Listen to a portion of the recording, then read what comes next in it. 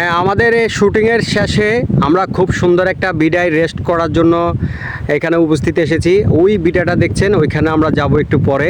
তো এখানে সবাই এখন আমরা এই বিডায় বিশ্রাম নিব।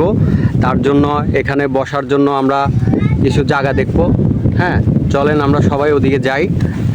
এখানে খুবই সুন্দর একটা জায়গা, ঠিক আছে, বলার মতন। দেখেন খুব সুন্দর জায়গা, একবার দেখার মতন। বোঝা যাচ্ছে যে যে কোনো পাহাড়ের উপরে উঠতেছে। হ্যাঁ, অনেক সুন্দর জায়গা। বোঝা যাচ্ছে যে যে পাহাড়ে উঠতেছে।